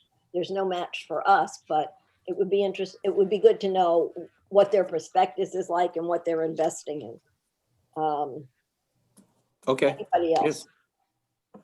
Okay, then the next item is to select a representative to the Miami-Dade County League of Cities. Howard Weinberg did that in the past for us. So let me open up nominations, or anyone who would like to be considered. You also can raise your hand, either a nomination or that you would be willing to do this. I'd like to nominate Jonathan Evans. Jonathan's been nominated. And this is a Denise? position. Denise Landman. I'd like to nominate Rachel Friedland. Okay, we have 2 nominees. I'm going to ask, any more nominees? Okay, then first of all, I'm going to tell you, and I think that both Jonathan and Rachel, being new, need to know what it is that this position does. And the league that the city of Aventura belongs to, we belong to the League of Cities, we belong to the League of Mayors. And once a month prior to COVID, I mean, it's a little different now with COVID, but prior to COVID, once a month they had a dinner meeting. And I think that it starts like at 6:30 or 7, everywhere from Homestead to Doral, because each month a different city is sponsoring this. Unfortunately for us, the only meeting in Northeast Dade is generally sponsored by the cities of Bal Harbor and Bay Harbor. They combined their 2 cities. And a few years ago, we were looking maybe to combine with Sunny Isles Beach or North Miami Beach or something. But in the 6 years that I've been elected, we've not sponsored one of these meetings. So the representative goes to the meetings, and if anything is discussed, you come back and report it to us. But I do want you to know there is extensive travel in the county. And I think the most problematic time is it usually hits rush hour. Right now, this is different. Right now it's Zoom. Who knows how long we'll be Zooming. So Jonathan was nominated. Rachel was nominated. Do either of you have any questions or want to ask anything? Jonathan, you need to unmute. Unmute. Mm. Okay. I would like to give it to Rachel. I think I have too much on my plate at the moment. Thank you. Okay. So you withdraw your name from consideration. I withdraw my name. But Thank thank you. you very much, Bob. Mayor, Yes, we Denise. should also mention that there's an alternate, so maybe that, that's a possibility too, but. And I want to make it clear to everybody here. Everybody can go to their meeting. You don't have to be the designated representative really does have to go, but anybody else could go too, because as I said, we are part of the League of Mayors, League of Cities, and there's no problem with anyone else going on a, if you want to go all the time, then we need to make you the person or the alternate. So at this time, there is only one nomination. And Commissioner Friedland, are you willing to accept it? Yes, it's my honor to, and I'm happy if Jonathan wants to be an alternate or anything as you described, if we should set someone. Does somebody want to be a designated alternate? The excitement for this job is just overwhelming. We miss Howard. This is always Howard. I will say that I go probably 50% of the time. Okay. Okay, and it was much more than Howard, but it is hard. And we've asked often for them to make it in more central locations, like Jungle Island or whatever they're calling it now. But for right now, it's nothing more than a Zoom. I'm happy to be an alternate if you'd like. Thank you. Yeah. Okay, so I don't think we need to do any paperwork. It looks like we have 100% consensus that Rachel will be our delegate and that Jonathan Evans will be our alternate. Any problems? Anybody want to say? Okay, all right. The next item, and congratulations. And thank you for stepping up to the plate. It better be good dinners. Rubber chicken. Rubber chicken, but it doesn't matter. I'm kidding. The next item is the city manager annual review. And I think that everybody, or I hope everybody got an email from Ron kind of going over the major parts of his job and responsibility and what has happened during the last 12 months, of which it seems almost 8 or 9 of those months have been absolutely insane with COVID for city management, in terms of PPE, in terms of care, in terms of just getting our community to wear the masks. It really has been all hands on deck. And of course, Ron, you were their leader. So if my memory serves me right, when we evaluated our city clerk, I believe that Bob suggested we just give her am I wrong? Bob suggested that we give her a $10,000 raise, and we unanimously agreed. So again, I'm going to say that we do the same thing for our city manager. And that would be my 1, 2, 3, 4. Wait, I would like to say something. 5. Raise your hand. I do really good with hands. It looks to me like we have 1, 2, 3, 4, 5, 6. We have 6 people in the affirmative. Commissioner Dr. Linda Marks. Well, 2 things. First of all, Ron, you've done a fabulous job this year, and there was no roadmap for this year. Let me tell you, no roadmap. So I want to personally thank you, and I think the residents of our community also really would thank you for everything that you've done. Generally speaking, and again, I just want to bring this up for discussion before we vote on the amount, but generally speaking, the CEO will usually get a slight amount higher raise than the other employees. So I would just like to ask for consideration of maybe 11 or 12,000 instead of the 10,000, just because Ron is our CEO and the buck certainly does stop with him every day and every night and every weekend. And so I would like to just ask about that. And then my other question is, I think if I recall correctly, when we did your contract, Ron, there was a situation with your vacation days where we didn't honestly, tie that down in terms of whether you could carry them over or not carry them over. And so I'd like to kind of talk about the whole thing. And I'm just wondering, correct me if I'm wrong, because I remember that kind of as being something that was a little bit unfinished. If I can, what I would ask for your consideration is if I don't use my vacation time, that I just would carry it forward to the next year. You'll find that, I guess, a lot of city managers, and for me particularly, I don't take a lot of the time during, I try to work my days in during the holidays. I really think it's important, and maybe it goes back to my police training in New York City.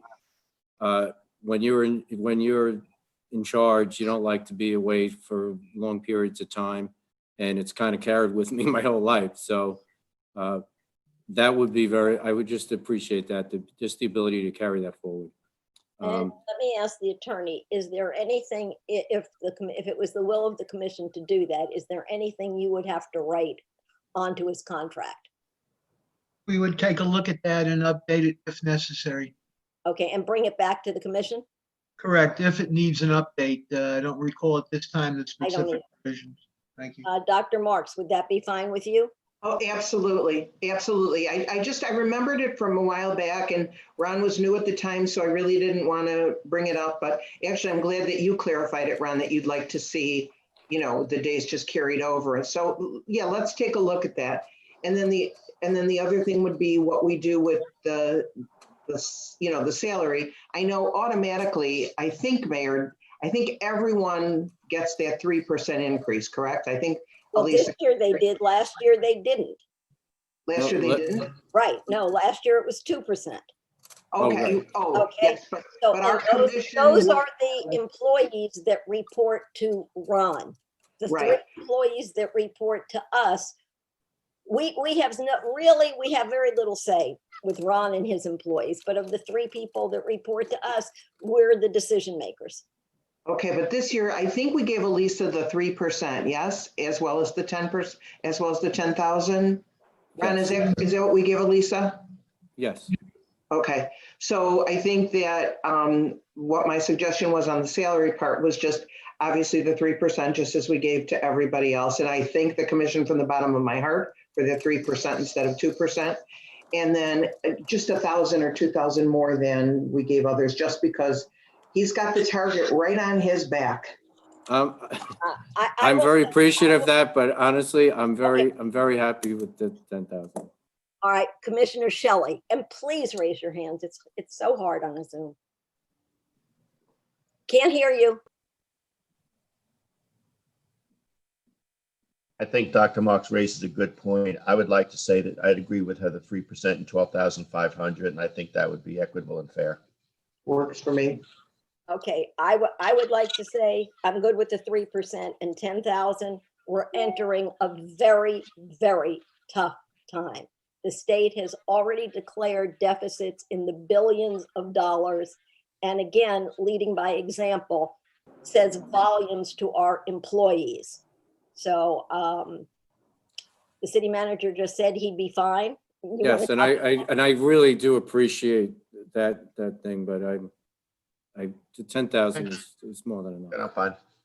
Okay, can we please, and I'm just saying it, and if we want to vote on something else, can we vote on the 10,000 and 3%? 1, 2, 3, look, unanimous. Okay, it's unanimous. And Ron, with there comes my condition of you can't leave us at this, you can't leave us. No. Mayor, can I just say something to everybody? Yes. I really appreciate that. If I could sum up this year, obviously, was the word COVID.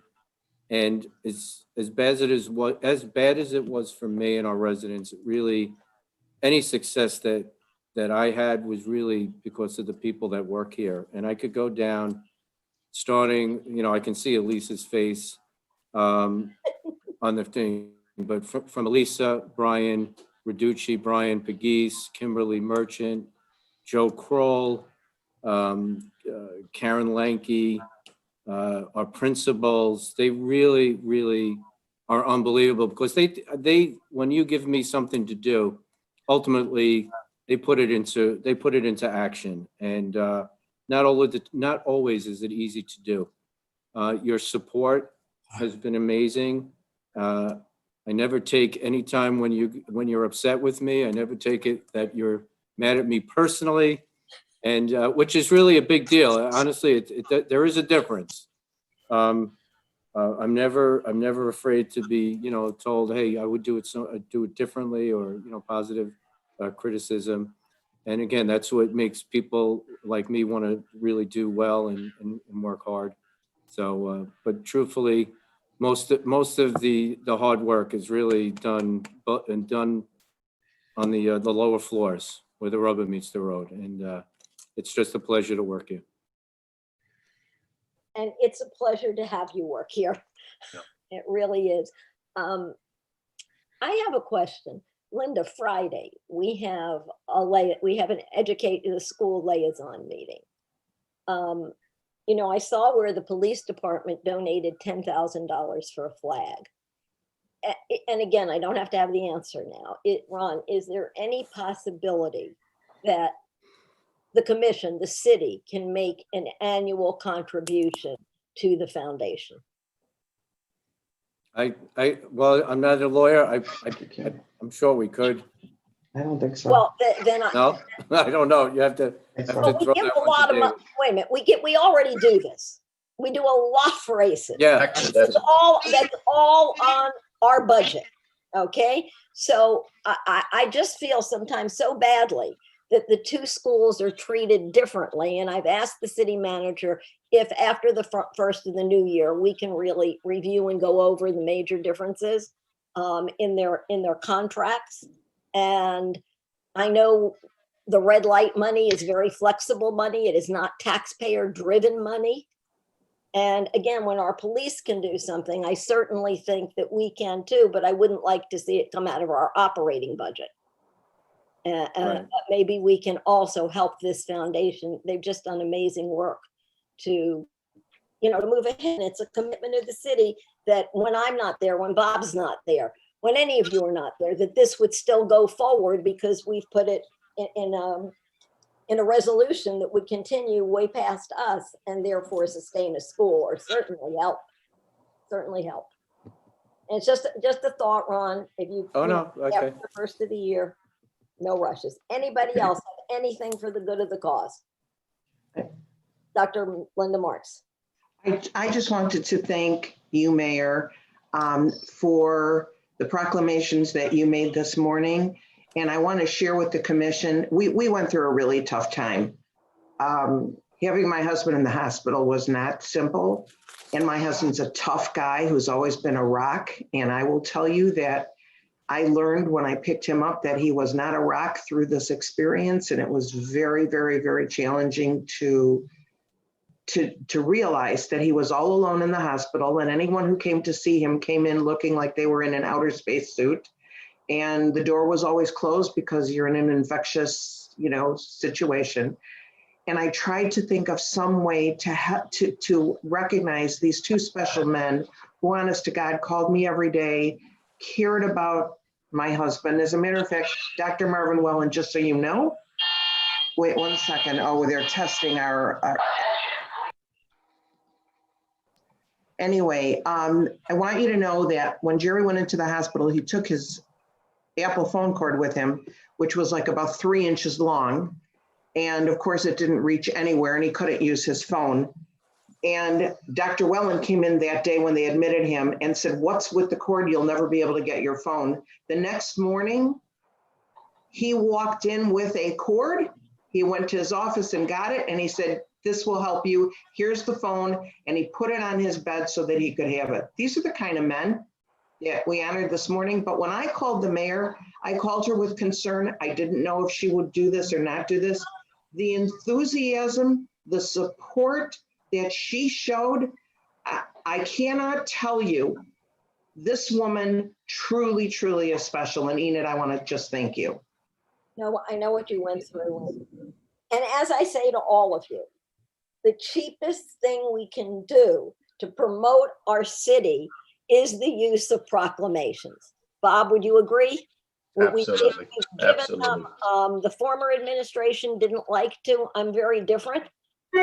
Okay, and then we have our key, which does have a set criteria that very few people will get. But yeah, Linda, there are heroes. We're all happy Jerry's home and doing better.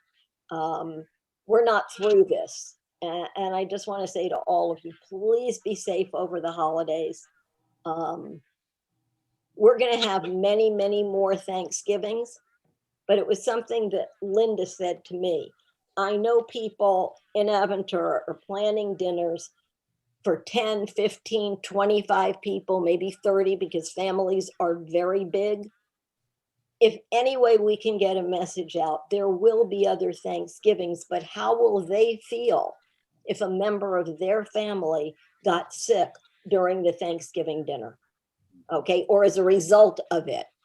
It's just a personal decision. I don't make up anybody's mind for anything else, but I do think that the numbers are spiking. It's out of control. We do have formally what they call community spread, and it's not a good place to be.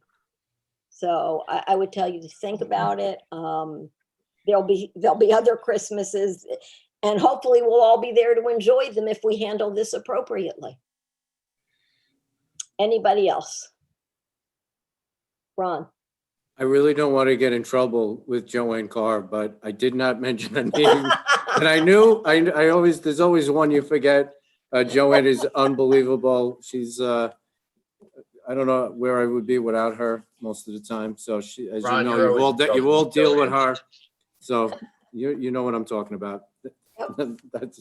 That's it. Okay, so some of us will be seeing each other later this week. For those that aren't, be safe, have a wonderful holiday. And the ethics meeting also, Mayor. What time is the ethics Oh, meeting? I've done my training. Oh. Well, Elisa, what time is the ethics training? You're on Can't mute. hear you. As soon as we're done here. Okay. So as soon as we're done, we click off this and go on to the other link. Is that it? Correct. Yeah. Okay. Unless the mayor wants to provide like 5 minutes for everybody to go to the bathroom and get something. to eat. I need 5 minutes. Probably a good idea. Good idea. So it is 5 after 11, or 6, 7 after, why don't we say 11:15? Okay, so we'll see everyone on the other link, correct? Yes. Correct. Yes. I probably will sign in, but I don't, if it's not something new, I won't do it again. I did 4 hours and that was enough. Okay. All Thank right. you all. Oh, Take can I care. actually? Call in a few minutes. All right. Well, I'll Thank ask you the- all. further. Take care. Okay, thanks, bye. Bye. Take care. Bye. You too.